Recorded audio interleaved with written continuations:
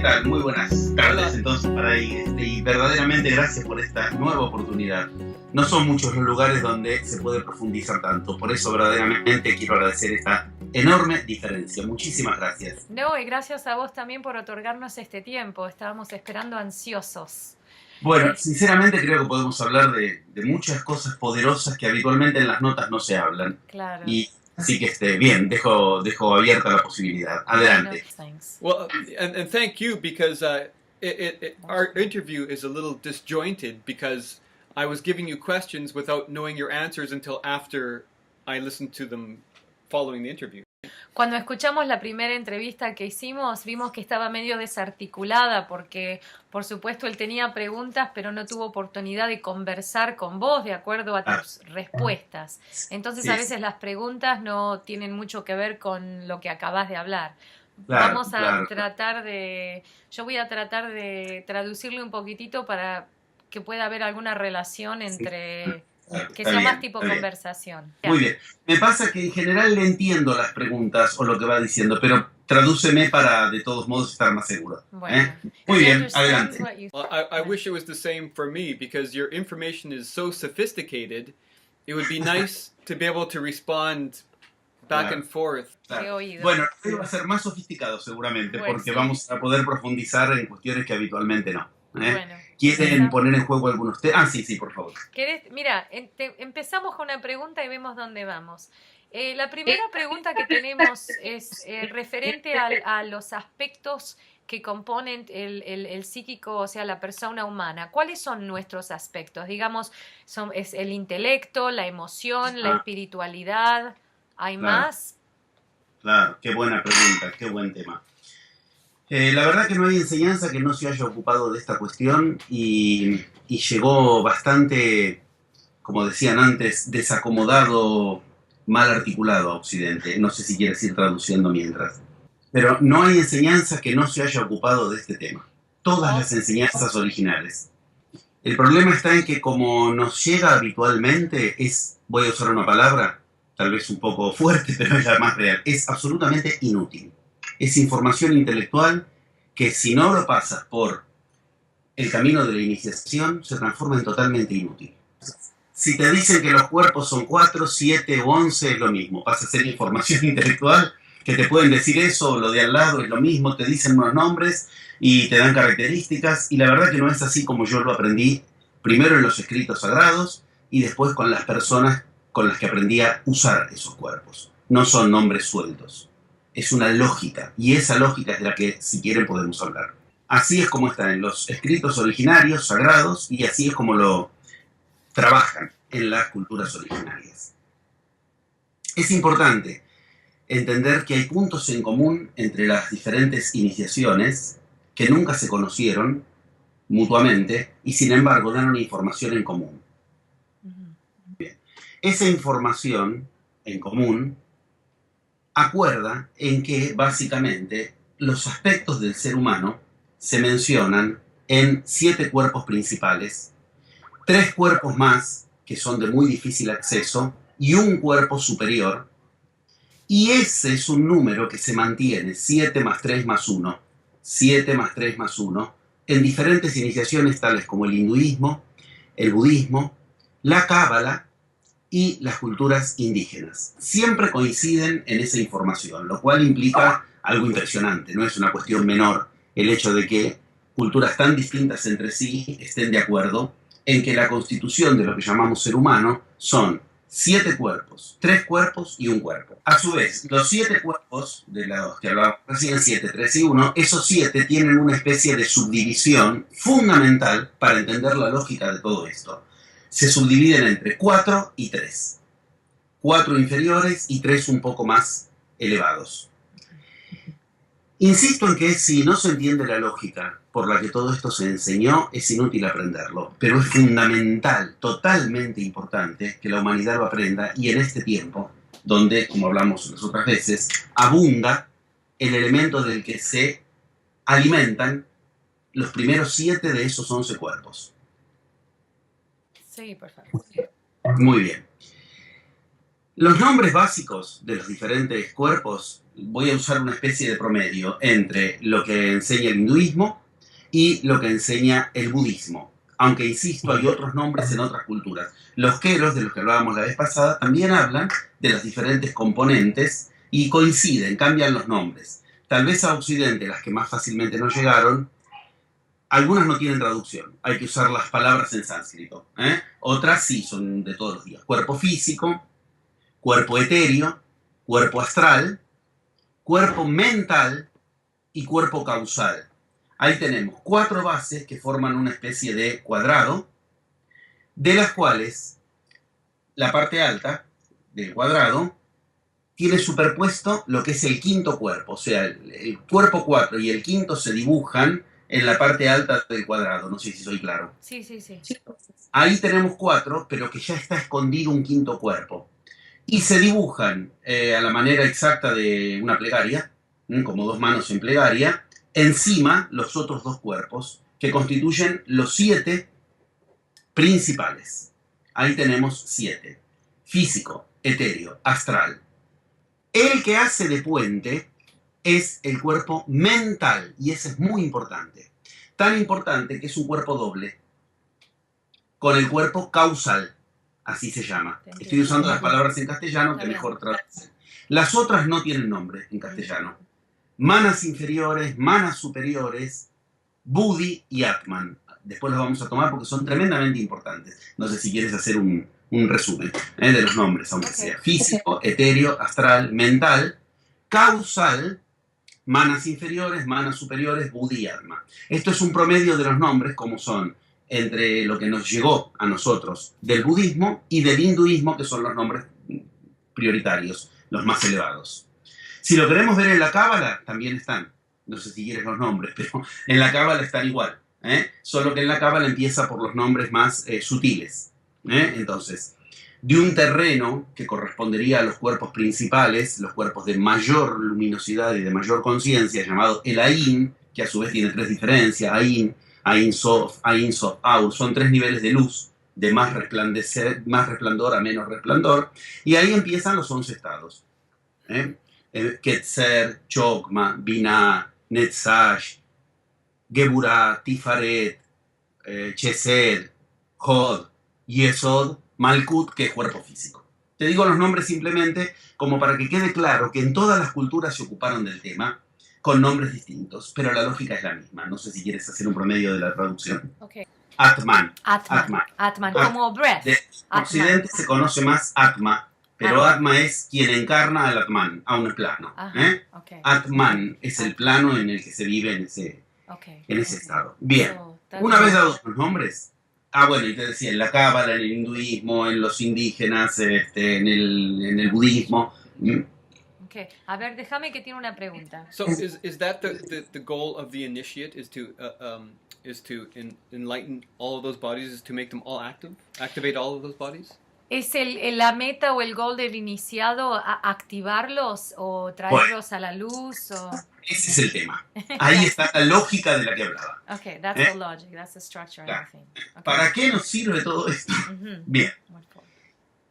Tal vez la manera más directa de ubicarlo, hay 3 imágenes que a mí me ayudaron mucho cuando yo estudié este tema en los distintos escritos. Una de ellas es la más complicada y la más avanzada, tal vez la dejamos para el final si les llega a resultar de interés, que es la que más te enseña la lógica de esto. Pero las otras 2 vienen muy bien y ayudan mucho. La primera de las imágenes es la imagen de la vela, el cirio encendido, la vela y la llama encendida. Entender eso y entender esto ayuda muchísimo para comprender la lógica, que no solo es de cuáles son nuestros cuerpos, cuáles son los aspectos de la persona, sino cuál es la lógica de que nos encarnemos, de que nos desencarnemos, una lógica universal. ¿Cuál es el motivo principal de que encendamos una vela? Nosotros podemos decir, la vela corresponde a los mismos elementos que antes te decía. Si tú la miras, los 4 lados vienen a ser la parte de la cera de la vela y la parte alta la llama. ¿Para qué encendemos una vela? Para iluminar nuestra vida cotidiana.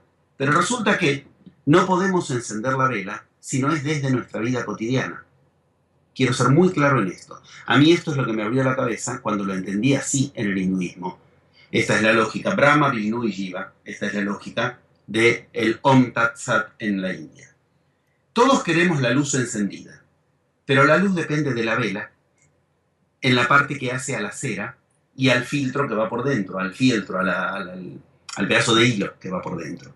Todos queremos la luz encendida, pero resulta que la luz depende de que haya una buena cera y una buena mecha, y de que efectivamente se produzca un rozamiento que produce llama, produce chispa y produce llama.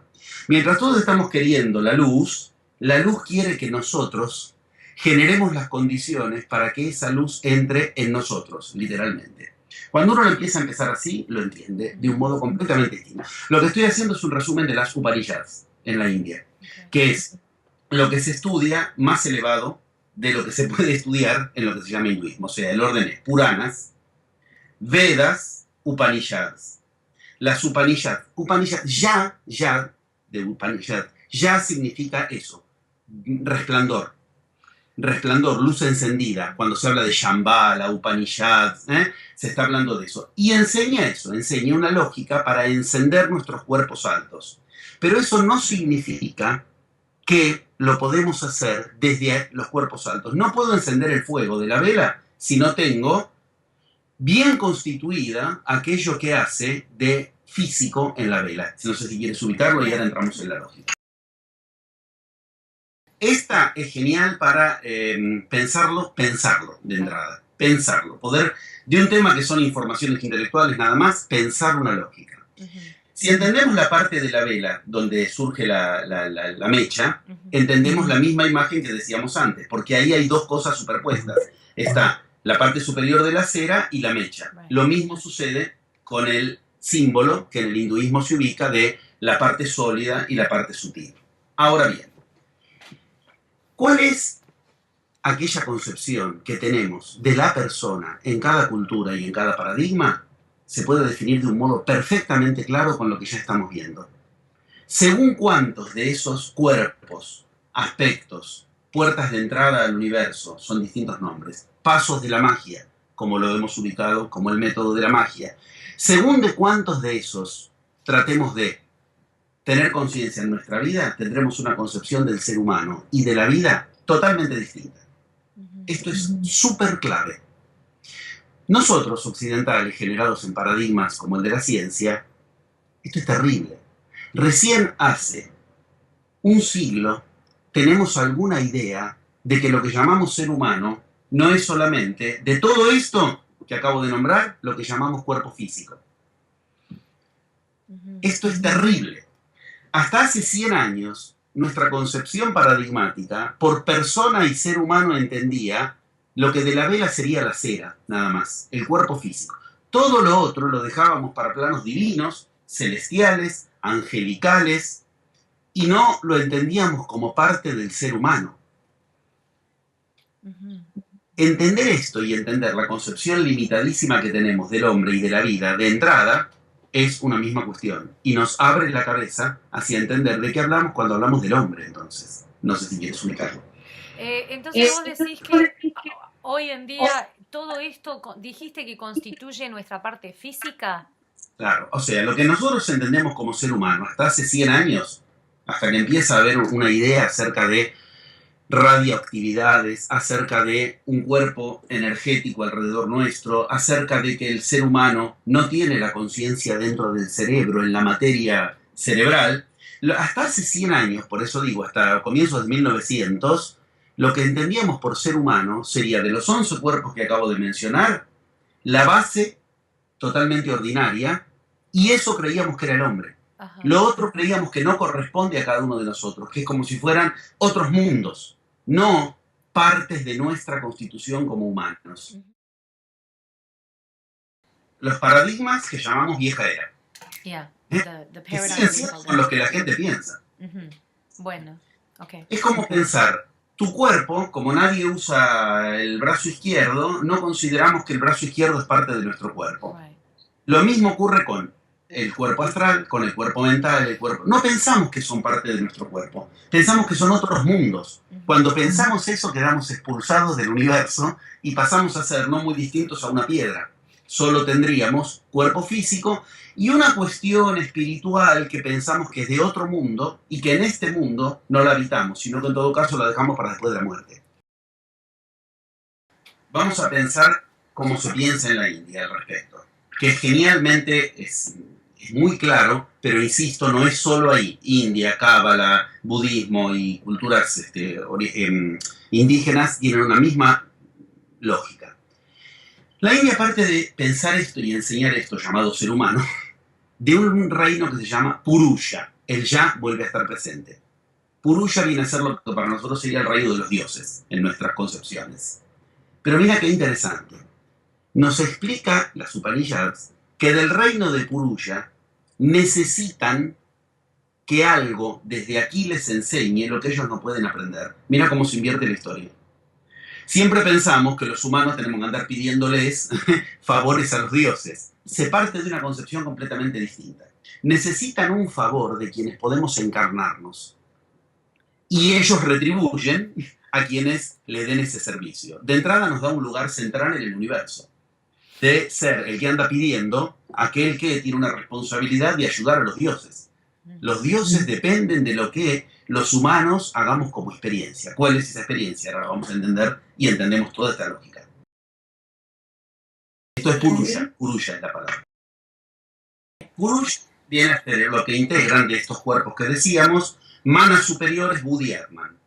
Como para ir ordenando las cosas. Purusha es la unión de manas superiores, Buddhi y Atman. Si quieres, en otras mitologías podemos ver de los nombres, es el Ein Sof, el Ketzer, de los que antes ubicábamos de la Cábala. En los indígenas, esto es fundamental, es el mundo del Kausai Puri, después lo vamos a ver, y ese mundo del Kausai Puri se mueve desde acá. Esto es fundamental entenderlo, porque es una lógica que coincide, aunque no tiene nada que ver con lo que suponemos en las religiones, donde suponemos que nosotros dependemos de los planos sutiles. Hay una interdependencia maravillosa que nos da un lugar y una lógica. Muy bien. El mundo físico, el mundo etéreo y el mundo astral son lo que llamamos mundos subrogados. También se llaman mundos de, bueno, no quiero seguir agregando nombres, pero básicamente mundos de rupa. Rupa significa mundos con forma generada, con forma sólida. Las cosas creemos que son de acuerdo a su forma. Esos tres mundos llegan a tener mínimo contacto con lo que es el mundo mental. Y ahí estamos en el cuadrado. Nosotros nos movemos en la vida cotidiana entre lo físico, lo etéreo y lo astral. Mundos de energías, mundos astrales. Si lo quieres de una forma fácil, mundo astral, mundo del dormir. Una manera simple de ubicar, donde más claramente tenemos el apogeo del mundo astral. Mundo físico, mundo de lo diurno, mundo de lo onírico. Y el etéreo, que es el puente entre ambos mundos. Hoy día, afortunadamente, tenemos posibilidades de fotografiar el etéreo, inclusive una parte del aura, llegamos a fotografiar también. El aura entra en el mundo astral, el etéreo es el puente entre los cuerpos, y el cuerpo físico es del único del que creemos que es el ser humano normalmente. Bueno, esos tres cuerpos son condicionados, y desde ahí creemos que tenemos que vivir. Esos tres cuerpos son dependientes, son consecuencia, no son causa. Pero tampoco podemos pretender que esto se cambie desde los planos altos, desde el plano de Purusha, porque Purusha está necesitando que nosotros hagamos los cambios. ¿Qué lugar nos queda en el universo? Es decir, no podemos hacer los cambios desde abajo, pero tampoco podemos hacer los cambios desde arriba. ¿Dónde podemos hacer los cambios? En ese lugar que une el arriba con el abajo. Todo el mundo habla del Kybalión, la frase famosa como es arriba es abajo. Ok, acá el cómo importa mucho. ¿Cómo es arriba y abajo? Hay un puente que, como todo puente, puede unir dos lugares si lo recorres, o separa dos lugares si no los recorres. Ese puente es la clave, y de ese puente es del que menos conocemos en Occidente. Se llama el cuerpo mental, por eso te decía, es un cuerpo puente. Al mismo tiempo, trabaja con el mundo de rupa, el mundo de forma, este de todos los días, y el mundo de arupa o arupa, sin forma. el que entiende la lógica del mundo mental ordena todas las demás lógicas. Ahora lo vamos a ver. ¿Quieres ubicarlo? So would that break down into the known, the unknown, and the unknowable?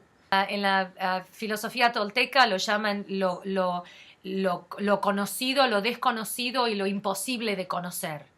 Claro, eso corresponde a cuadrantes de lógica que no son toltecas. Acá lo tienes. Ajá. Lo imposible de conocer, Ajá. lo conocido y lo que se puede conocer pero es contingente. Pero ves que hay un cuadrante más. Yes. Son 4. Okay. No son 3. Y esta lógica, que es absolutamente actual, moderna y contemporánea, trata de entender lo mismo. Una dinámica entre 4 cuerpos. Pero cuando se cruzan esos cuerpos, ahí está la conexión con esos cuerpos altos. Entonces, la respuesta concreta es, esa es una entrada al tema. Es una entrada al tema. Yeah, that's on my list of questions as well. Estuvo estudiando. Estuvimos estudiando. Yo quisiera que se entienda la lógica y el uso y la utilidad en la vida de esto. Si no, nos acumulamos términos que es lo mismo que nada. Fíjate lo que pasa cuando alguien quiere iniciar un camino. Esto, bueno, después de mis primeros 14 años de tanta lectura, el camino siguiente era intentar cursos, seminarios, antes de ir a los viajes. Y lo puedo saber muy bien por mi experiencia y por lo que pasaba con los demás. Sin darte cuenta, te anclas, te fijas, te hace de peso a alguno de esos mundos, de los más bajos. Hay gente que cree que el camino, por ejemplo, es el camino de las dietas. Y hacen de la dieta el centro de su vida. Eso es poner al mundo físico en el centro. Aunque lo hagan bajo excusas de supuestas espiritualidades, siguen anclados. El día que se mueran, no va a haber un cuerpo físico respecto del cual la dieta pueda servirle. Lo que aprendieron respecto de la dieta es muy útil si de eso trascienden, pero hacen de la dieta el centro de la vida. Otros empiezan por la energía, el mundo astral, el mundo energético, quieren aprender las chakras, cómo activarlas. Ambos, si no son parte de un camino, son extravíos, como le pasó a Buda después de los años con los sannyasines, con los los que se aislaban del mundo en ese momento a generar mundos físicos en lo astral. Él dijo que fueron sus 7 años perdidos. Lo que es difícil lograr, y es a donde apuntan directamente los maestros, es a que la revolución sea desde el mundo que a nosotros no queremos que nos toquen. El mundo mental. La iniciación toca al mundo y desde ahí irradia diferente hacia ambos mundos. Mira qué directo. Si nosotros queremos empezar por el mundo físico o por el mundo astral, nos extraviamos fácilmente. Y los cambios que hacemos son mínimos. ¿Y cómo se sabe que son mínimos? Porque seguimos repitiendo patrones, seguimos repitiendo la generación de las mismas conductas, de las mismas problemáticas. Esto se varía completamente si se comienza comprendiendo que el camino del guerrero, la primera fase del viaje del mago, guerrero, mercader, sacerdote y mago, es un viaje donde lo primero que nos la tenemos que ver es con condicionamientos mentales. Esos condicionamientos mentales son los que pueden hacer de puerta cerrada y rebotamos, eso significa en términos de Shambhala, en términos de Purusha, en términos de Upanishad, todo eso que antes mencionábamos, ¿qué significa? Te tendrás que reencarnar, muchacho. No pasaste el puente de los condicionantes mentales. El Vado todo para esto es genial. Te lo muestra con total claridad. Encarnación tras encarnación cambiaste todo. Cambiaste de sexo, cambiaste de tiempo, cambiaste de condición social, cambiaste de condición familiar, cambiaste de raza. Todo menos tu mente. Ahí está el cuerpo mental. Repetiste. Todo uno en la vida cree que si le cambiara la vida en cuanto a que cambia de familia, cambia de posición económica, si cambia de pareja, ok, para esto es genial esta escala macro que recién dijimos. Mira, te ha cambiado todo de una encarnación a otra, pero no cambiaste lo único que tenías que cambiar y aquello para lo cual te encarnaste. No lo cambiaste, rebotas y vuelves al mundo físico, etéreo y astral. ¿Eso de qué depende? De que el puente lo pasemos o no. El puente está en el cuerpo mental. De a poco vamos poniendo ahí el foco. No sé si quieres ubicarlo. ¿Qué se hace con el cuerpo mental y para qué sirve? ¿Qué se hace con el cuerpo mental y para qué sirve? Esa es la pregunta. Entender que a lo largo de las encarnaciones, del cuerpo físico hemos variado todo. Del cuerpo energético hemos variado muchísimo. No era la misma la energía que disponíamos viviendo en medio de la selva que la que disponemos en una ciudad. No era la misma la energía que disponíamos con una dieta de un pueblo o de otro país completamente distinto o en otra encarnación. Sin embargo, todo lo que pudimos cambiar a nivel de nuestra dotación energética y a nivel de nuestra dotación física no produce el cambio, lo voy a decir de un modo místico como lo dice la Upanishads, el cambio que el universo requiere de nosotros, ese cambio por el que Purusha necesita de nosotros. Siempre con esa lógica que en la India está maravillosa entre si tú ayudas a los dioses te ayudan a ti. Los dioses te ayudan a ti significa magia en tu vida. Ahí tenemos que entenderlo. El cuerpo mental es ese puente tan difícil de pasar, como el bardo todo lo ubica, de encarnación a encarnación. Ese puente no se lo puede pasar mejorando el físico o mejorando lo energético. La mejor prueba está en el mismo bardo todo. Los mismos lamas tienen una energía súper refinada, el cuerpo físico se supone que lo controlan con mucha facilidad, pero el promedio de vidas de reencarnación de un lama es de 120 reencarnaciones. O sea, por mucho que mejoran la energía y por mucho que mejoran el cuerpo físico, el universo no se entera. No pueden acceder a lugares mejores del universo. ¿Dónde está la clave? Perfectamente entendido. Como en la iniciación lo entendemos, camino interior, camino del guerrero, de entrada se las ve con lo que se llama el mundo mental.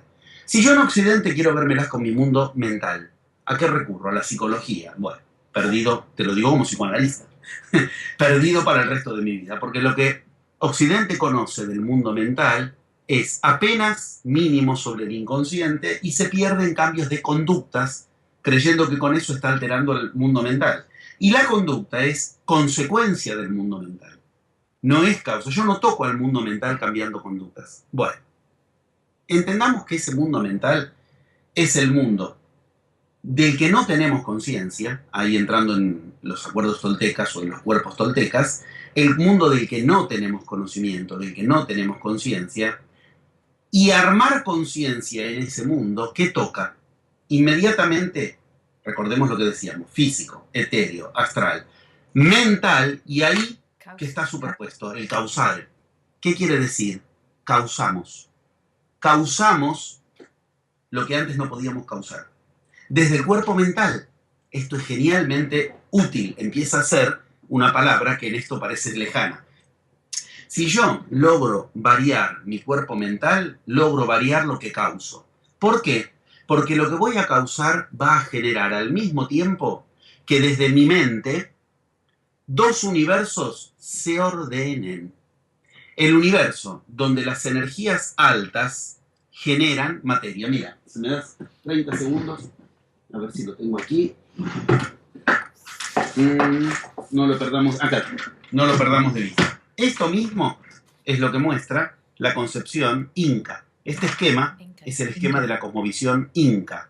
Vemos lo mismo, mundo y mundo. Mundo de Rupa, mundo de Arupa. ¿Qué vemos? Un mundo en el cual algo está en el medio y une o separa. Este huevo cósmico es la clave que viene a ser la línea en común. Acá está en vertical, no está en horizontal. Es un huevo en el que es difícil atravesarlo, pero que al mismo tiempo es a través del cual, como en un conducto, vienen las energías superiores. Pero ¿qué pasa? Aquí se dispersan y no caen sobre el hombre. Vuelven al universo. El hombre sigue debajo y esto queda encima. Quedan separados. Esto es un plano. Acá están los 11 pasos de la magia. Yo he dado plenarios al respecto donde acá están los 11 pasos de la magia. Esto, para los incas, nos muestra lo mismo que estábamos viendo recién. ¿Qué nos muestra? Cuando nosotros tocamos este mundo, que es, este se llama el mundo de la causa para ellos. Para ellos este mundo es el de Yachay. Yachay significa haber adquirido la enseñanza con la que crear el mundo. Por eso también dice, es el mundo de Huiracocha, el que creaba con su enseñanza un mundo distinto. Ok, cuando yo toqué este mundo, el mundo en el que causo cuestiones distintas, ¿qué ocurre? Lo toco a partir de Yachay, de mi enseñanza. Y Yachay, recordemos, es la enseñanza que te permite crear lo que tú quieres. Enseñanza, mundo mental. Lo que yo aprendo y lo que logro de una enseñanza causa que las energías refinadas, las que vienen de mundo de manas inferiores y manas superiores, se unan a mi vida cotidiana y entonces me llenen lo que ellos llaman la colca. ¿Qué es la colca? Esto que está acá. Un depósito de los granos que yo quiera. Causé con mi mundo mental que las energías refinadas a mi vida cotidiana le impregnen de lo que yo quiera. El camino depende de este paso. Acá tenemos energías y acá tenemos energías, pero se van a unir mis energías con las energías altas. Este paso corresponde a lo que antes ubicábamos. Ves que tiene superpuestos dos niveles de energía. Esto es como lo que ubicábamos, mundo mental y mundo causal. Entender que el mundo de todos los días está causado por lo que hacemos con nuestra mente y que eso que hacemos con nuestra mente ordena energías superiores que entonces caen y atraviesan nuestra mente y llenan nuestra vida cotidiana. ¿Ves? Acá está la vida cotidiana, la tierra con el arco iris, animales, plantas, por acá hay rocas, acá están, el colca. ¿Esto qué es el colca? Lo que tú quieres en tu vida, llenar los depósitos de lo que tú quieras, dinero, salud, comida, lo que quieras en tu vida. Esto depende de este juego. Este juego que está acá es nuestro cuerpo mental. ¿Y qué hay que hacer con ese cuerpo? Cuando usas la palabra ordenar, sí. ¿En qué sentido la usas? ¿El Es de muy... mandar o el de ordenar en términos de orden, no de mandar? No se puede separar una cosa de la otra. Okay. Eso es genial. Eso es genial. Cuando en mí produzco un orden, yo puedo ordenarle al universo y el universo ordena, ahora en el orden de poner en su lugar cada cosa, ordena energías para que se genere la orden que yo le di. Eso precisamente es lo que se llama abracadabra. Yo genero la realidad hablando, yo ordeno. Esta es la gran diferencia con respecto a cualquier religión. En la religión tú pides. El mago no pide, el mago ordena, pero no puede ordenar hacia afuera si hay desorden en él. Ahí es donde juega el cuerpo mental. Ahora, antes de un paso más, ¿qué nos muestra este esquema? Lo mismo que nos muestran las cuestiones que decíamos recién. Hay algo que puede unir o separar. Para entender esto, nos vamos a la otra de las tres imágenes que te decía. Una es la vela. Ahora, para entender esto, nos conviene otra de las imágenes y después la que es la más poderosa de todas. Esa ustedes me dirán si la quieren abarcar o no. ¿Quieres ubicar un poco energías altas e energías bajas? Este es nuestro astral.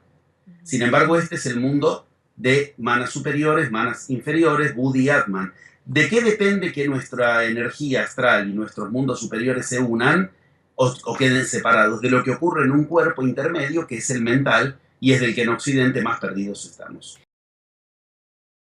So is that what he means when he says that by us transforming dense energy into refined energy, that's how we help the universe? Is that what he means by that?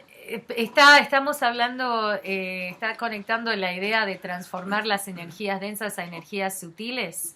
Y si tiene algo que ver con eso, y si, what did you say, if we change the universe? How we transform dense energy into refined energy and helps the universe. Si es así como ayudamos por medio de transformar las energías sutiles a energías densas. So that's why the gods need us. Is that why? Y por eso es que los dioses nos necesitan a nosotros para transformar esas energías sutiles en densas. Eso es lo que se llama para los queros Hucha Mikui, que es yo digiero energía, Hucha es energía densa, y la transformo en energía sutil. Ahora, o sea, sí, la respuesta es sí. Yes. Pero eso es a nivel energético, nada más. Lo que necesita de nosotros el universo no se limita a lo energético, porque eso en realidad lo puede hacer sin nosotros. Si nosotros ayudamos, la evolución también nos incluye. Pero para transformar energías densas en sutiles, no es para lo que estamos aquí, aunque también, si ayudamos a eso, nuestra vida participa de energías sutiles.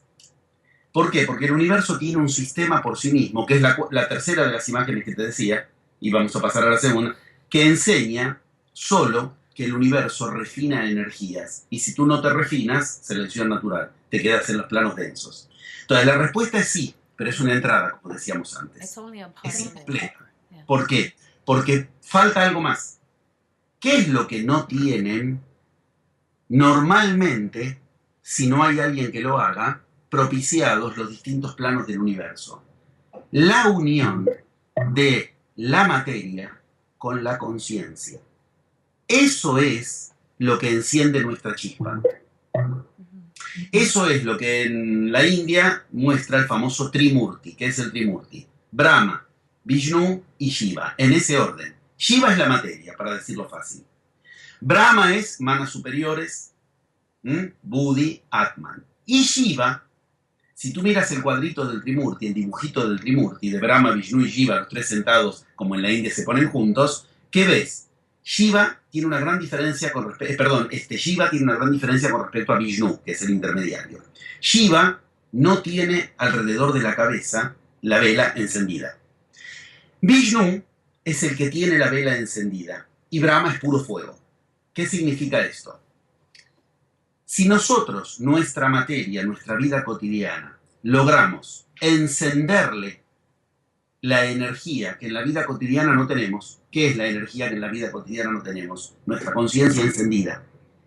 Lo que nos hace, precisamente, aquello que para los griegos se llamaba el ágape. ¿Qué es ese ágape? Lo que Cristo enseñó y que la Iglesia tradujo como amor. Encendernos. Encender la materia pasa el estado de Shiva al de Vishnu. Y Brahma se comunica nunca con Shiva, sino solo con Vishnu. ¿Qué quiere decir? Brahma no se comunica contigo si te mueves solo a nivel de la materia. Los planos superiores, manas inferiores, manas superiores, Buddhi, Atman, no quieren saber nada con el hombre apagado. Necesitan el hombre encendido. ¿Qué es ese camino que nos enciende? El cuerpo mental. Ahí vamos. Ese cuerpo mental es fácil verlo en la otra de las imágenes. Una era el cuadrado con el triángulo encima. La segunda de las imágenes, mucho más simple, es las capas de la cebolla. Si pensamos los cuerpos como capas de cebollas. Esto es muy bueno porque de entrada nos da una conciencia de unidad. No es que el mundo astral está por un lado, el mundo mental por otro lado, los dioses por otro lado, los ángeles. Tu cuerpo, eso que dices cuando dices tú, ser humano, persona, abarca un estrato en cada uno de esos mundos. Y tu conciencia es el que los tiene que conectar. Eso es lo que le falta al universo. Que la materia tenga conciencia de las leyes que la mueven. Okay. Ahí es Shiva. Materia sin conciencia. Cuando la materia empieza a adquirir esa conciencia, se le enciende y ya es Vishnu. Cuando está encendido, puede hablar con manas superiores. Ese es el cuerpo causal. Ordenándolo. Los cuerpos inferiores, físico, etéreo y astral, del lado de Shiva. El cuerpo mental, por excelencia, Vishnu. Y manas superiores, Buddhi, Atman, del lado de Brahma. ¿Cuál es nuestra función? Unir todo eso. Unir la materia con la conciencia. Ese es Shiva en la India. Materia, igual que... Perdón, ese es Vishnu en la India. Vishnu. Ese es Vishnu en la India. Igual que Shiva, tiene materia, está encarnado. Pero igual que Brahma, enciende en sí mismo a nivel de lo mental, y ahora vamos a entrar en ese tema, enciende lo que Vishnu solo enciende. Y en la vida cotidiana, el hombre que se mueve en la materia, el que quiere resolver las cosas solamente en el mundo, en el cual el paradigma le ha generado en la vieja era, ni sospecha que existe.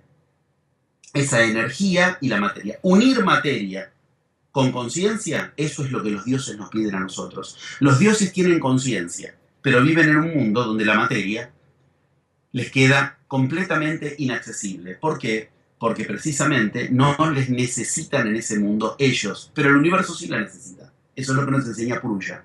Entonces necesitan que alguien una materia con conciencia. Para eso estás tú, para eso estás tú, para eso estoy yo. Para adquirir en la materia conciencia. Si lo tenemos que decir en unas frases, ¿qué quieren de nosotros los dioses? Encendamos la vela, que unamos materia con esa chispa diferente que se puede andar la vida con la vela apagada. Uno puede vivir toda la vida con la vela apagada. Esa es la vida cotidiana como la entendemos todos los días. Querer resolver, lograr con nuestro esfuerzo físico las cosas a fuerza de las cuestiones que no pasan de físico, etéreo y astral. O hacer el cambio en el lugar en el que se enciende la vela. Ahí empieza la iniciación. Encender la vela. Eso es lo que se busca. Encender la vela, ¿qué significa? Muchas cosas todas juntas. Entendamos que la clave por el cual los dioses necesitan de nosotros es porque Los dioses viven en un mundo de pura conciencia y los humanos vivimos en un mundo de pura materia. Lograr el puente es para lo que generaron terminales en el universo llamadas nosotros. Esto nos da un lugar perfectamente claro, le da sentido a la vida y nos permite entender por qué rebotamos y rebotamos a reencarnarnos hasta que adquirimos cierto brillo que de todas las culturas está mencionado. El ágape para los griegos, el kausai para los queros, aquello que hace que Shiva se transforme en Vishnu cuando está encendido. Uno puede decir fácilmente, hay momentos de la vida en que yo puedo decir que estoy encendido. Adquiero una posibilidad mental. ¿Qué cambió? Uno dice, comí lo mismo que ayer, pero hoy estoy encendido y ayer, o al revés, ayer me hizo tan bien y hoy estoy como todos los días. No es por la dieta solamente. Me dan un tratamiento energético. Me limpian el aura, me limpian las chakras. La gente vuelve a la casa y está todo igual. No pasa por lo psíquico, no pasa por lo físico, no pasa por lo energético. Tampoco lo psíquico como lo entendemos en todos los días. Pero de pronto, por ejemplo, te doy una gran noticia. ¡Pah! Se enciende. ¿Dónde estuvo el cambio? En lo mental. Ahí podemos ver que hay algo que produjo la chispa. Iniciación es producir esa chispa. Y para eso, los maestros buscan la vía más segura, aunque es la más fastidiosa, para el mundo de la materia. Fricción, como decía Gurdjieff. Si yo fricciono dos piedras, obtendré chispa seguro. Y lo que queremos evitar todo el tiempo en la vida cotidiana es eso. La fricción con cuestiones que nos obligan a generar chispa. Ese es el conflicto humano. Exactamente, pero entendemos que el conflicto es como solución. Claro. Buda, un tipo que fue a buscar el conflicto. Fue a buscar el conflicto con el padre. Al decirle, yo no voy a ser el príncipe que vos querías que yo sea. Cristo fue un tipo que fue a buscar el conflicto. Cuando les decía a los hebreos, por muy cómodos que estemos como esclavos de Roma, porque nadie nos ataca, no podemos ser esclavos de Roma, porque nosotros tenemos que ser fieles a Yahvé. ¿Qué quiero que se entienda? Fueron a buscar la chispa con la que encender. Eso es lo mismo que te hace un maestro en cualquier cultura, y eso habiendo estado ahí, lo puedo asegurar. Te buscan el conflicto. No me vengas con que si llueve no vas a encender el fuego en la selva. Anda a encender el fuego aunque llueva. No puedo, ahí con la materia no puedo. Entonces, si yo voy más allá de lo que entiendo que son los límites de mi mundo físico, de mi mundo etéreo, y de lo que se supone que puedo llegar a mover a nivel de energía, estoy yendo más allá de los límites mentales. Bien, ahí volvemos a nuestro mapa. Este mapa que nos dice, acá está la clave. Las capas de la cebolla son geniales para entender esto. ¿Por qué? Nos dan una conciencia de unidad. Nos hace entender que en lo que llamamos ser humano están cuerpos absolutamente universales, pero no los tocamos. Es como decir, en tu casa hay un ático enorme, divino, arriba, lleno de luz, pero no puedes llegar porque la escalera está rota. Otra cosa es creer que ahí arriba viven los dioses y que no es parte de tu casa. La cebolla tiene esa grandiosidad. Nos permite entender que hay un cuerpo físico, pero también hay un cuerpo etéreo, un cuerpo astral, un cuerpo mental. Y hay cuerpos más allá de lo que en la vida cotidiana todos alcanzamos a ver como lo que es la cebolla. Ok, esa gran imagen nos sirve mucho porque para acceder a los cuerpos yo tengo que ir pelando las capas de la cebolla, pero pelándolas desde adentro. Esa es la gran diferencia. Tengo que pelarla. Esto es lo que me muestra acá. Miren la clave esta. Esto es enorme, es hermoso. Por eso este mapa del Pachacuti-Yamqui es un mapa que muestra toda la cosmovisión de los chamanes. Tolteca, andino, o sea, todo lo andino, no solo lo inca. ¿Qué nos muestra? Este mundo tiene una clave. ¿Cuál es? El mundo mental que une lo físico con las altas energías del universo tiene una clave. ¿Cuál es? Si se lo ve ahí, se lo ve claramente, tiene que estar vacío. Vacío. Okay. ¿Ves que es un conducto vacío? Tiene que lograr ser un conducto vacío. ¿Y cuál es el problema? Nuestra mente está llena. Ahí se empieza a entender la lógica de que la iniciación busca vaciar la mente. Llevarte a un estado de conciencia en el que adquieras plena conciencia de que tu mente está llena de cosas que no eres tú. Ajá. Entonces me hizo acordar a la cosmovisión tolteca. Los ejercicios de don Juan Matus y de Carlos Castaneda servían Exactamente. para adquirir el silencio total mental. Detener el mundo, decía él. Yeah. Detener el mundo es ese silencio. Ajá. Pero para eso, ¿a dónde nos invitaba? A un camino del guerrero. Guerrero. Camino ¿Y qué guerrero? Contra los condicionamientos. ¿Cuáles? Físicos, energéticos, mentales. Todo se ordena. ¿Ves cómo te digo? Desde ahí, lo estás entendiendo perfecto, desde ahí se ordena la iniciación porque se ordena el universo. Ahora entramos ahí. So by Si lo mental, que- but by mental, do you mean our structure of understanding? Maybe he could describe what he means by the mental aspect of our nature. Dice, ¿qué es lo que querés decir cuando hablas, cuando usas el término mental? ¿Es una estructura de nuestra comprensión, de nuestro entendimiento? Es conditioning, yeah. Right. Yeah, mental conditioning. Okay. Muy bien, Yeah. muy bien, Yeah. muy bien. Y vamos ahí en la tercera figura. Se está anticipando. Okay, so the first image to understand the logic was the candle. The second one is the onion. Yeah. And there's a third image to Eso understand. es la tercera figura. La respuesta a eso es la tercera figura. Vas más rápido. Yo voy más lento atrás. Porque voy muy paso a paso, pero vamos hacia ahí, prometo. Si no lo respondí, por favor, si te parece que no lo respondí después, me lo dices. Pero ahí están las claves. Por lo pronto entendamos que se necesita generar algo que no sabemos generar y que lamentablemente cuando lo queremos generar nos perdemos en prácticas que como máximo, a ver cómo era esto cuando aprendes meditación te lo dicen si son honestos. Bueno, de aquí a 12 años tal vez logres un minuto de vacío mental. Bueno, gracias, querido. O sea, si ese es el camino, de acá a 12 años lograré un minuto de vacío mental, más o menos es el promedio. Se empiezan con prácticas de Zazen y de Zen en el Zen para generar, tal vez después de un ciclo completo de 11 años, en el año 12, un minuto de vacío mental. Bueno, no puede ser que la encarnación sea para eso.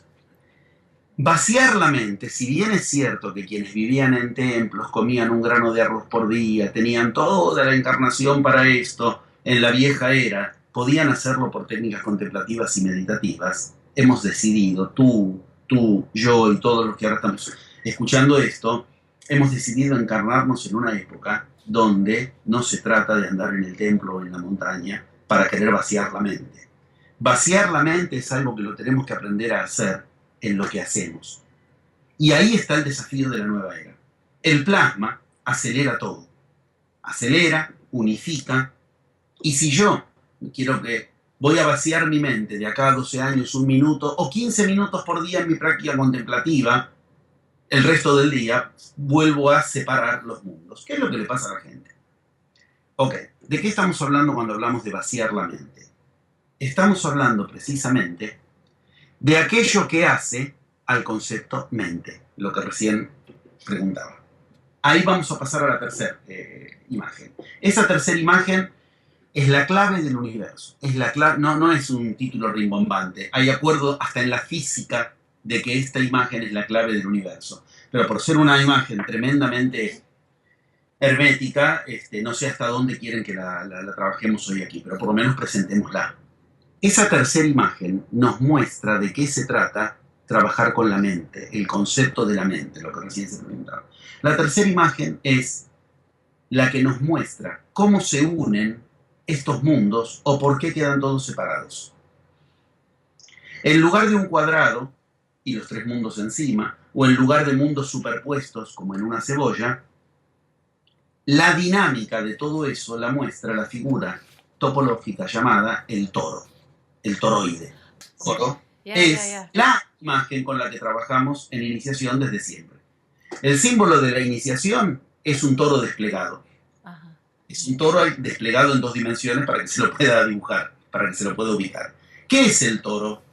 Todos los cuerpos de los que hablé, todos juntos, en una dinámica. Y ahí está la clave. Para que un toroide, a ver, para quien no tiene claro un toroide, un campo energético, como si fuera que cortas una manzana por el medio, toma esa misma forma, y lo valioso, ¿dónde está? ¿Dónde está el vacío? En el medio. Ahí está la semilla, la que me va a permitir causar el cuerpo que yo quiera, el mundo que yo quiera, causar la salud que yo quiera, causar mi vida. La semilla está ahí. Ahora bien, un toro que manda la energía desde un extremo hacia el otro extremo, atrayendo todo lo que haya alrededor. Agujero negro lo llama la física, al agujero. Y agujero blanco, que es menos conocido y tiene menos prensa, pero existe del otro lado del vórtice, atrae, causa lo que yo quiera del mundo físico y del mundo astral, del día y de la noche, siempre y cuando, y acá está la clave, la base del toro, ¿cómo tiene que estar? Vacía. Y tendemos a generar una vida en la que, con energía densa, como lo enseñan los queros a resolver, con pensamientos densos, llenamos la base. Rompemos el toro, deja de funcionar. Entenderlo así es entenderlo de una manera perfectamente clara. ¿Qué es la mente? La mente, y para esto viene muy bien recordar el concepto de mente. Mente, etimológicamente, es una palabra que viene de los griegos y es genial. Mente significa, el concepto de cuerpo mental, que es del que estamos hablando, meta. Meta. Depende de la meta que te pongas. Si te pones una meta que está sometida a los paradigmas imperantes que te dicen esto es lo que se puede, tapas el toro. Vas a tener que destapar el toro, vas a tener que vaciar, generar el vacío es lo mismo que decir, por acá van a ingresar las energías y estas energías que van a circular necesitan que tu mente esté vacía. Ahora, vaciar la mente no es ponerse frente a una vela, decir insisto, eso está muy bien para quien quiere dedicar la vida al templo. Pero nosotros nos encarnamos en vidas cotidianas, que no nos podemos iluminar entonces. Es decir, de lo que se trata es de que el modelo final de la encarnación es ese. Ni Buda terminó ahí, ni Cristo terminó ahí, ni Sankara, ni Milarepa, Bueno, Milarepa sí, pero al revés él la hizo, después salió de ahí. Quiero que se entienda, o sea, ninguno de los iniciados, de los que tomamos los modelos, entendieron que el modelo final de la vida es ir a tratar de hacer contemplación y meditación para vaciar la mente. Aprendieron que vaciar la mente es algo mucho más difícil que algo que se hace durante un rato de práctica. Es destapar las metas. Lo que te exige, por ejemplo, Matus se lo exige a Castaneda. ¿Cómo que me vas a decir que vos no podés tal cosa y pretendés ser un guerrero? Entrar en ese conflicto interior que me dice cambiar la mente, cambiar la mente, cambiar la meta. Eso es vaciar la mente. ¿Qué es? Sacar los condicionamientos que me dicen mis metas tienen que ser, bueno, conseguir un buen empleo, un buen trabajo, una buena salud, una buena familia y ya está, me pasé la vida. Esa es la base, ese es el escenario. Sobre eso, ¿cuáles son las metas? Cambiar las metas y especialmente, y acá está lo que antes decías, especialmente ubicarnos metas imposibles es vaciar la mente. Porque si yo acepto una meta que previamente creía que era imposible, tuve que vaciarme de los condicionantes respecto de mi mente, de mi meta. Eso Cristo lo enseñó como el último ejercicio. Después, si quieres, lo vemos. El último ejercicio que Cristo le enseñó a los discípulos fue ese. Castaneda lo llama, una de las cosas, él llama stalking o not doing, haciendo, o sea, el no hacer, o sea, cambiar las metas, haciendo algo al que no estás acostumbrado. Muy bien. Eso es lo que los chinos en el taoísmo llaman Wu Wei. Acción total, pero Wu significa tres cosas. Totalidad, absoluta, el absoluto, el estatuto de lo absoluto. Vacío, y estamos otra vez en el concepto, y también significa negación. Wei significa acción, no actuar. Pero no actuar, entiendes que nada tiene que ver con sentarse cruzado de brazos, y es lo que en la India se llama akarma. Akarma, karma, todos sabemos, la traducción más simple, acción. A, igual que ocurre para los latinos, A es sin, es negación. Sin acción. Pero sin acción, ¿qué significa? Gandhi era un tipo que seguía el akarma, porque lo aprendió de su maestro Vinoba y lo aprendió en el Bhagavad Gita. ¿Gandhi no hizo algo? ¿Gandhi se sentó abajo de un árbol a esperar? No. En nombre de la... ¿Qué es? No actuar implica dejar que actúe por ti el universo, pero tú le tienes que ordenar. Y ese orden se tiene que establecer desde tu mente. Ahí estamos en la no acción. Por favor, que no se confunda. Yo enseño en iniciación cuáles son las 4 técnicas de no acción, si quieres un día las podemos hablar, y muestro cómo Cristo usaba esas técnicas, lo muestro en los evangelios, en los apócrifos, lo muestro en los manuscritos del Mar Muerto, siempre usa una de esas 4 técnicas. Gandhi usó esas 4 mismas técnicas y liberó a la India. ¿Y qué me vas a decir? ¿Que Gandhi, porque actuaba, el no actuar, no hizo algo? Liberó a la India. Pero ¿desde dónde lo hizo? Desde una no acción. Ahora, esa no acción, ¿qué hizo? Vació la mente. ¿Qué fue lo primero que hizo Gandhi? Vació la mente. ¿Por qué vació la mente? ¿Con dietas? No, no lo logró con dietas. De hecho, a las dietas recurría cuando no le salían las cosas. Al ayuno, me refiero. ¿Lo vació con qué? Vació los paradigmas. Nosotros no necesitamos a los ingleses, le dijo. Literalmente. Y como no necesitamos a los ingleses, les empezó a decir, es posible que nosotros vivamos sin... ves que le empezó a cambiar con una concreción absoluta. Este lugar es la base del toro.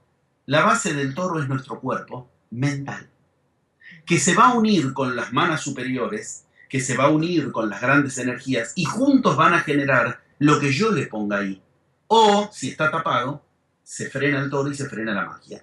El toro es respecto de la vela, lo mismo que vimos de entrada. ¿Qué se necesitaba? La cera. Pero la cera, ¿qué tiene que tener? Un agujero. Si no tiene un agujero abajo, no le puedo pasar la mecha. Una vela encendida tiene la misma lógica de un toro. Necesita un agujero para que ahí se conecte lo bajo y lo alto. Ese agujero es del que estamos hablando. El cuerpo mental funciona cuando tú lo llenas con la mecha, pero para eso primero lo tienes que vaciar. Eso es lo que aprendemos en magia. Y lo aprendemos en 11 pasos. Cada uno de esos pasos te da conciencia de cada uno de los 11 cuerpos. Y precisamente generamos realidad como en un toro se genera esa lógica. A mí, no sé si quieres ubicar algún resumen de esto que agregamos con respecto al toro. Bueno, y déjame tratar. el distanciamiento entre la mecha, la base, y qué significa vaciar la mente y qué significa la mente. Esto que significa vaciar la mente es la base, como decimos, es lo que conecta. Vaciar la mente es lo que en magia entendemos que produce la chispa, produce ese punto en el que de pronto ves que lo que creías que no se puede, se puede. Te has vaciado de un condicionamiento, has vaciado tu mente de un paradigma. ¿Por qué es tan importante producir eso? Por lo que estamos viendo. A nivel del toro se produce el cruce entre las energías que corresponden a los mundos de Rupa y las energías superiores cuando generas ese vacío. Generar ese vacío se aprende a hacer constantemente. ¿Y con qué lo aprendo a hacer? Con lo que el bardo Todol me enseña, que es con lo cual me libero de estar atrapado en el mundo de Rupa, en el mundo físico. ¿Con qué lo hago? Con el agujero. ¿Cuál es el agujero? Yo tengo que aprender a escuchar cuando hablo de qué me tengo que vaciar. A través del agujero. Un agujero que conecta precisamente y me permite, con las cuestiones que en magia se aprenden del poder de la palabra, abracadabra del que hablábamos, me permite entonces, a partir de esa posibilidad, escucharme cuando lo que estoy diciendo me desvía, y a eso entonces es a lo que tengo que aprender a dejar por fuera, bloquear, vaciarme. Una vez que lo dejo por fuera, lo puedo aprender a usar. Una vez que lo dejo por fuera y que no me dirige, si yo logro que el enemigo, que el gigante, que es mucho más poderoso que yo, no me tome de esclavo, además ahora me puedo montar, como en los mitos, sobre su espalda y que él camine por mí. Ese es ese mundo del que no tenemos conciencia, que empieza a funcionar como no acción, precisamente porque hago que actúe para mí. Eso sigue leyes, sigue lógica. Y esa lógica, como lo dice el bardo Todol, se logra por liberación por la audición, que es la verdadera traducción del bardo Todol.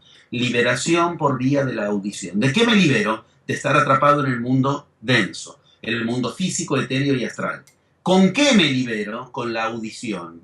¿Por qué tengo que liberarme con la audición? Porque tengo que aprender a escuchar cuando mi mente está yendo al circuito que me apaga la llama. El circuito que me lleva al mundo de Shiva, para los hindúes, me apaga, me deja en la materia. Cuando más aprendo a escuchar los desvíos en mi mente, a través de la escucha de las palabras, más lo puedo trabajar en el mundo sutil. ¿Para qué? Para mantener en el toro la fluidez que hace que efectivamente en la vida cotidiana se genere magia. ¿Por qué? Porque cuando el toro mantiene el vacío en la base, todo lo que hay alrededor se une y se encuentra en ese agujero base y sube inmediatamente, y cuando reaparece, aparece reordenado de otro modo. ¿Qué necesita en el medio? Reordenarse. Mi orden.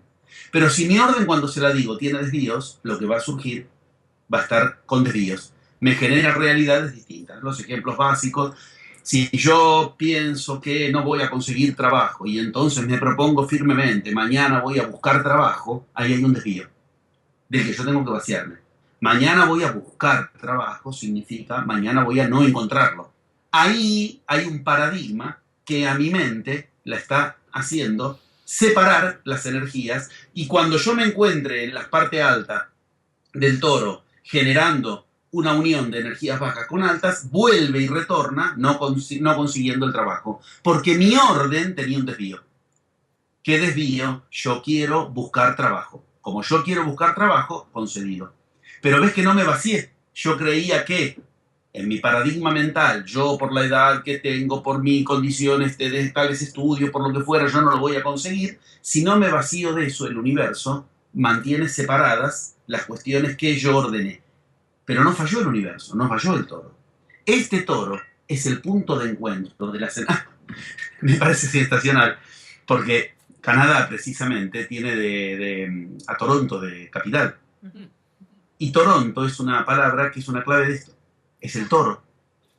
Y es una lengua indígena, la de los hurones, de donde viene la palabra Toronto. Me acuerdo ahora porque el reportaje es de Toronto significa en lengua hurón la clave de todo esto: lugar de encuentro. Ajá. Toro, lo que nosotros llamamos toro, se llamaba Toronto. Mira qué precioso, qué claridad, con qué precisión. Hay algo superior que enseñó por igual a todos. La lengua inglesa, la lengua de los hurones y la lengua castellana se encuentran en una palabra de un modo misterioso. La palabra es toro. Toronto, para los hurones, que son de donde viene esa palabra, significa eso. Significa lugar de encuentro. Y el toro es el lugar de encuentro. El lugar de encuentro entre las energías del mundo manas superiores, Buddy Atman, con las energías del mundo inferior. Pero para eso tiene que generarse un vacío. Ese vacío en la nueva era no tiene que haber fronteras, todas esas cuestiones que separan los diferentes lugares. Perdón. Cada vez que yo hablo del toro, en algún momento me acuerdo de Canadá siempre, por Toronto y la lengua indígena de los hurones, que es otra cultura chamánica, no olvidemos, que es de donde viene la palabra Toronto. Ahora bien, es tan importante esto de que ese lugar de encuentro llamado mente vacía, vaciar la mente, es lo que pide de nosotros, Purusha, o sea, entiendan, es una lógica extraordinaria. Pensémoslo así. Se nos encarna llenándonos la mente para que aprendamos a vaciarla. Por eso es que encarnación tras encarnación, lo que se ve es si fuiste más allá de los límites mentales de esa encarnación. Ese es el bardo todo. Lo que se ve es si en la encarnación fuiste más allá de los límites mentales. Y esos límites mentales se reencarnan contigo. Tu cuerpo mental te lo llevas de encarnación a encarnación. Por eso encarnación tras encarnación se evidencia después, haya cambiado lo que haya cambiado en lo físico y en lo energético, cometí los mismos errores. Cometí los mismos errores. Cometí los mismos errores, ¿qué significa? Mi cuerpo mental quedó intacto. ¿Qué significa? No vacié mi mente. No es una broma de mal gusto que nos encarnamos para aprender a vaciar la mente. Nos encarnamos para aprender a adquirir conciencia en la materia, vaciando la mente, porque la única manera de que no nos atrape, vayamos donde vayamos del universo, los límites de ese lugar, es aprender a salir de la cárcel, no a no entrar. Entonces, que nos encarnemos, y la verdad que importa poco con qué paradigmas culturales nos hemos encarnado. Encarnación tras encarnación, siempre terminas actuando las mismas cuestiones. ¿Qué significa esto? El condicionamiento mental es de lo que había que aprender a vaciarse.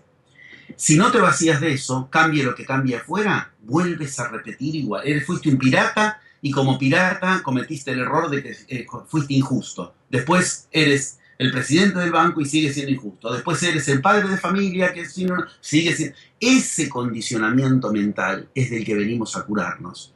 Y para curarnos de ese condicionamiento mental necesitamos adquirir una conciencia de que lo que creemos que es nuestra mente no lo es. Está llena de lo que no somos nosotros. Eso en la India es el camino del Namaste, el Namesoata y el Namaskar. Nam significa vaciar. No. No, y entonces voy a lo sagrado. Primero aprendo a decir no. O sea, la gente que dice namaste, namaste todo el tiempo no tiene conciencia de que lo que está diciendo es un camino que empieza por el vaciado, por el no, por el nam, para alcanzar el aste, que es la parte sagrada. Sin el vacío no se alcanza eso otro. Sigue una misma lógica. Tal vez como copete de la cuestión, como broche de oro, viene bien recordar que esto es tan difícil y tan elevado que cuando Cristo vio, porque queda claro, Cristo hasta el momento, yo a fin de año voy a dar en México la enseñanza oculta de Cristo, después de la cruz. O sea, la enseñanza de Cristo continúa después de la cruz. Y se lo puede leer y se lo puede ver y se lo puede testimoniar y se lo puede aprender. Cuando Cristo llegó al momento de la cruz, es el momento en el cual se acaba la obra para Occidente. Ahí empieza la obra más importante de él. Ahí es donde empieza a hablar de estos conceptos. Lo sabemos porque en las cartas de Pablo y en el Apocalipsis de Juan, ambos son posteriores a la cruz. Y ahí dicen que Cristo les dictaba cosas que hablaba de esto, del ágape, del amor. Ahí es donde Cristo pone de moda el amor. Hasta la cruz Cristo habla muy pocas veces de amor. Esto vale la pena. Y Cristo no hablaba del amor como lo entendemos nosotros, un sentimiento. Cristo hablaba del amor en el orden de ágape. ¿Y ágape qué es? Mantenerse encendido. Es un estado, no un sentimiento. Bueno. Cuando Cristo llega al momento donde se tiene que separar de sus discípulos, no olvidemos que los discípulos no habían aprendido nada. O sea, 2 noches antes los está retando fuertemente porque les dice, les pedí que se queden 1 hora despiertos mientras yo iba a orar y se durmieron. No aprendieron nada, estaba enojado. No olvidemos que pocas semanas antes de la cruz, Cristo les dice literalmente, esto se les pega a los curas, nunca lo leen, pero Cristo les dice literalmente a los discípulos, ¿cuánto tiempo más tendré que soportarlos? No los aguanto más. Esto está en la Biblia. Esto está en la Biblia. La gente no lo lee, pero está. O sea, Cristo había entendido que su misión, la de él, tenía lo más importante después de la cruz y la parte de enseñanza a sus discípulos no se mostraba conforme. Y cuando se va a despedir de ellos, después de la cruz, el último capítulo de Juan, Juan es el más confiable de los 4 evangelios canónicos, cuando se va a despedir de ellos, recurre a esto. Fíjate como salvavidas, como último manotón, ya no sabe de qué decirles porque no han aprendido. Y les dice eso. Les dice, bueno, no aprendieron nada. O sea, 2 noches antes les dice de todo, no aprendieron. Ok, no aprendieron nada. Bueno, ir y predicar, te lo voy a decir primero como lo tradujo la iglesia, el arrepentimiento en mi nombre. Cristo no usó la palabra arrepentimiento. Cristo usó la palabra metanoia. Mente. Metanoia es lo que enseñó Cristo. Cuando ya vio que ninguna enseñanza le había funcionado, recurre a la metanoia y les dice, id y predicar la metanoia en mi nombre. Metanoia, ¿qué significa? Es una palabra gnóstica. Cristo era agnóstico, no agnóstico. Era gnóstico, enseñaba gnosis. ¿Cómo lo sabemos? Porque Juan empieza con un evangelio, un poema gnóstico clarísimo. Ok. Gnóstico hindú en ese caso. En la gnosis se enseña la metanoia. ¿Y qué es la metanoia? Mente nueva. ¿Y qué es mente nueva? Vaciar la mente. Aprender a vaciar la mente. Aprender a vaciar la mente y les dice, pero ves que no les enseñó una técnica meditativa. Para ir a aprender y a enseñar, les dice ir y enseñar metanoia. Ir y enseñar el arrepentimiento. Y les da una clave gnóstica tremenda, que en la Biblia está, en la frase que acabo de decir, pero que a la gente se le pasa de largo, si no tiene iniciación, en mi nombre. La metanoia se marca en el nombre. Como lo habrás visto en Castaneda, en Matus, en los toltecas, como lo viste en todas las culturas iniciadas. ¿Cómo le marco yo al universo que me puse la meta de cambiar mi mente? ¿Cómo se lo ordeno al universo? Yo me comprometo con un camino donde voy a cambiar mi mente, donde voy a vaciar mi mente, donde voy a adquirir metas superiores, igualmente. Me cambio el nombre. Ir y enseñar el arrepentimiento en mi nombre. La iglesia lo traduce en el nombre de Cristo. No, la metanoia es un ejercicio, va todo entre comillas, el arrepentimiento en mi nombre. ¿Entiendes? Cuando yo me cambio el nombre, le estoy diciendo al mundo, le estoy diciendo al universo, voy a vaciar mi mente del que yo era. Ese vacío es la metanoia. Y esa es la última enseñanza de Cristo porque es la más elevada. De lo que hemos hablado hoy, cuando hemos hablado ante la pregunta original, ¿qué es lo que compone a un ser humano? Lo que estamos viendo es que todas las enseñanzas convergen en que el humano es aquello que el humano logre hacer de sí mismo. Si logra hacer un cuerpo fragmentado de otro, con realidades separadas, dependerá de sus condicionantes mentales. Y cambiar esos condicionantes mentales son para lo que nos encarnamos. Ahí el universo, gracias a ti, gracias a mí, gracias a cada uno que lo logremos, adquirimos, mientras hay materia, conciencia de que hay fuerzas superiores que interactúan con las fuerzas de la materia. Eso, mientras estamos con materia aislada de fuerzas superiores, o fuerzas superiores no tienen materia a su disposición, no se integra. Y lo que hace que necesitemos un plano de integración es lo que hace que nos encarnemos. Y en la nueva era esa integración se acelera tanto que necesitamos un mapa, un método. Estos son los mapas. Estos que mostrábamos recién son los mapas. Estos que los hemos decodificado en 11 pasos que enseñan a unir la vida cotidiana con energías superiores. Y todo depende de lo que hagamos con nuestra mente. Chimpum. Muchísimas gracias, de verdad. Creo que hemos tenido un recorrido gigante. Esa era una pregunta de 10. Bueno, tenemos 10 entrevistas más. Okay. Entonces, I said it was si one quieres of 10 hablar también de las questions. técnicas de We'll huella. have another 10 interviews. Perfecto. Ahora, 100, Muchísimas gracias. Muchas gracias.